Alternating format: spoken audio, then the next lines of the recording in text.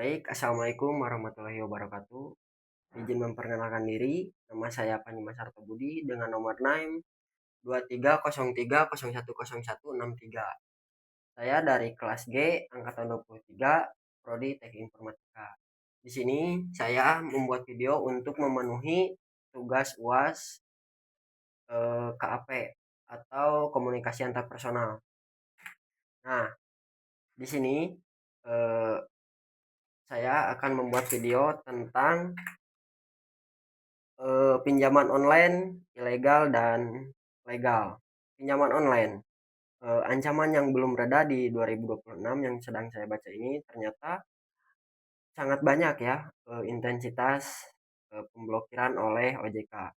Nah, apa sih OJK itu? Otoritas Jasa Keuangan dan Satgas memblokir intensitas ilegal pelaku terus bermunculan dengan modus baru, memanfaatkan media sosial, AI, dan deepfake untuk menjerat korban baru. Nah, yang pertama, legal dan terdaftar OJK. Poin pertama itu terdaftar dan diawasi oleh OJK. Yang kedua, bunga dan denda transparan sesuai batas maksimum OJK. Yang ketiga, hanya boleh diakses kamera, mikrofon, dan lokasi. Dilanjut untuk poin selanjutnya yaitu penagihan sesuai kode etik tanpa ancaman. Dilanjut lagi yang terakhir yaitu identitas perusahaan dan kontak klien jelas. Itu yang pinjaman online legal. Untuk yang ilegal atau tidak terdaftar, yang pertama tanpa izin OJK tentunya ya. Yang kedua, bunga dan denda tidak wajar bisa mencekik yang harusnya 0,5. Misalkan ya yang harusnya 0,3% bisa 0,5, bisa 0,10 dan seterusnya. Lanjut lagi, minta akses seluruh kontak, galeri dan login telepon. Dilanjut menagih dengan ancaman teror dan pelecehan. Yang terakhir menyamar memakai nama mirip aplikasi resmi. Nah, yang pertama apa sih tujuan apa sih namanya itu tujuan pinjaman online? Yang pertama ada menyamar sebagai koperasi, memakai nama mirip lembaga resmi dan mencatut logo padahal tanpa izin resmi. Nah, itu untuk pinjaman online ilegal. Lalu dilanjut lagi nama aplikasi mirip merek legal, menambahkan kata seperti cepat atau dana di belakang nama platform terkenal. Nah, untuk yang ketiga aplikasi berantai. Satu aplikasi mengarahkan unduh aplikasi pinjol lain untuk berlapis di banyak platform. Bisa kalian lihat deh untuk kalian yang yang sering scroll nih, scroll IG, scroll TikTok dan sebagainya. Pasti deh ada iklan pinjaman online. Nah, dilanjut testimoni deepfake, memasukkan video tokoh publik untuk meyakinkan calon korban. Dilanjut akses data berlebihan. Apa sih isi di akses data berlebihan itu? Yang pertama mungkin minta izin akses kontak galeri kontak, dilanjut lagi dengan galeri dan lokasi tanpa verifikasi yang jelas. Nah, di sini ada 4 lapis kerugian yang mengintai korban. Yang pertama dari finansial, bunga dan denda mencekik. Teror dipangkas sepihak, tertulis 90 hari, ditagih hari ke-7. Lalu maksa gali lubang tutup lubang di aplikasi lain. Kalian tahu nggak sih gali lubang tutup lubang? Mungkin di sini saya akan menjelaskan apa itu gali lubang tutup lubang. Eh, yang saya tahu untuk gali lubang tutup lubang itu kalian pinjam misalkan ke teman yang A.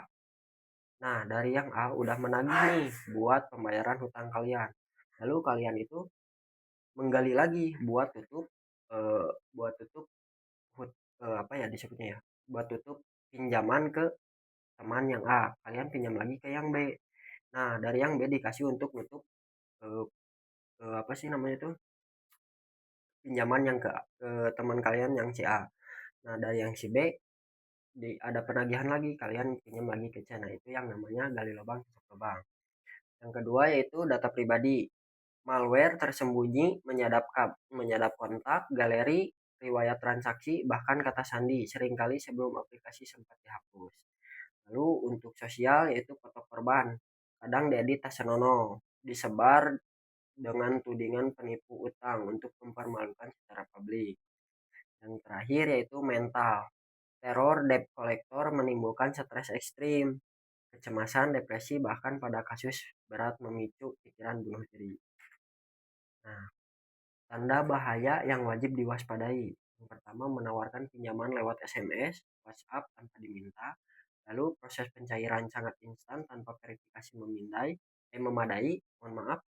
Yang selanjutnya, bunga dan biaya admin tidak dijelaskan secara rinci di awal. Lalu meminta akses penuh ke seluruh kontak dan galeri foto. Nah, di sini ada yang namanya itu analisis data, cara melindungi diri dari pinjol ilegal. Yang pertama nih yang harus kalian ingat, verifikasi nama aplikasi via WhatsApp resmi OJK. Lalu apa sih namanya itu, atau situs sikapi, lalu situs sikapi uangmu ojk.go.id sebelum mengunduh. Lalu yang kedua, tolak aplikasi yang meminta akses kontak, galeri, atau log telepon di luar kamera mikrofon dan lokasi. Dilanjut lagi, jangan pernah mengunduh pinjaman baru untuk menutup utang di platform ilegal sebelumnya. Lalu simpan bukti nih, tangkap ancaman, teror, atau konten tak senonoh yang disebar sebagai bukti platform. Lalu yang terakhir, lapor ke pihak berwenang.